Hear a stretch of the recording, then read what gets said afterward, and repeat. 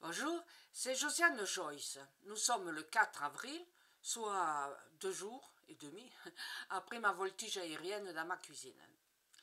Non, non, vous inquiétez pas, ça commence à dégonfler. Donc nous allons, alors la dernière fois je vous ai indiqué qu'on allait peut-être parler de la lumière, du feu. Non, on est encore un peu trop en avance parce qu'il y a beaucoup de choses à savoir sur la maison. La maison, eh bien, ce sont les états psychiques du rêveur. Des états positifs ou négatifs. Dans la maison, il y a plusieurs pièces, la cuisine, le bureau, la chambre. Elles ont toutes une signification particulière. Alors, si vous êtes alors, l'état des meubles, ça indique, c'est important dans le rêve. Si vos meubles sont en bon état, ils sont neufs, c'est bien, quoi, c'est positif. Associé à ce que je vous dis, pour, mettons, la cuisine. Alors, la cuisine, c'est le lieu où l'on prépare les repas, la convivialité. Donc, la façon d'avoir envie d'être avec les uns et les autres, je vous l'ai déjà indiqué. Hein, voilà. Donc, dans la cuisine, il y a le frigo, la table, la cuisinière et tout ça. Hein, vous le savez déjà, comme une cuisine normale. Hein. Et les meubles qui sont dans la cuisine expriment les sentiments ou les attentes du rêveur. C'est aussi simple que ça. Maintenant, alors dans la chambre, si vous êtes directement dans une chambre, ça exprime un peu les désirs sexuels du rêveur ou de la rêveuse. Ses besoins, ses désirs, quoi. Le lit est ouvert, le lit est fermé, le lit est ouvert, il est en bataille, ça veut dire que il y a une bonne satisfaction. Des désirs sexuels, ils sont bien répondus, d'accord? Voilà.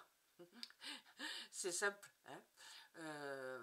Vous savez, l'explication des rêves, c'est simplement ce que l'on ressent intérieurement. Et donc, comme je l'ai déjà indiqué, on doit expliquer soi-même son rêve et l'expliquer selon le moment où il est fait.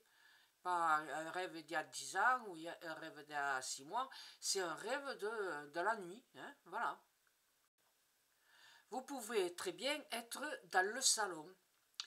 Le fauteuil, c'est le désir voilà, de se concentrer sur soi-même, de paix, de sérénité et d'être tranquille.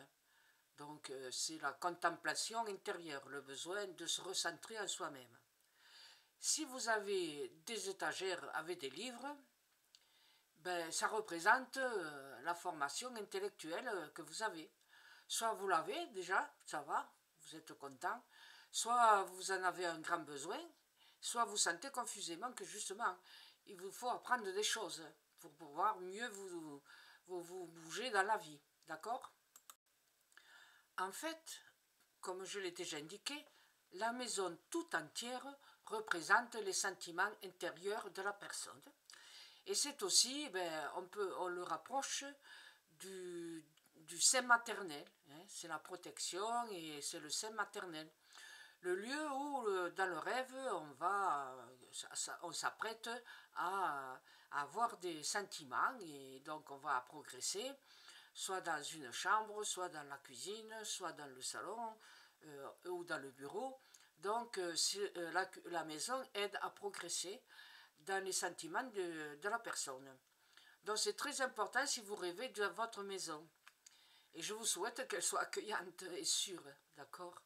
Que vous vous sentez bien et protégé. À ce moment-là, vous comprenez ce que cela signifie. Et vous pouvez facilement trouver vous-même l'explication du rêve. Voilà, j'espère que je vous ai donné des conseils et des explications suffisantes pour que vous fassiez vous-même exactement l'explication de votre rêve de la nuit. À bientôt, merci, au revoir.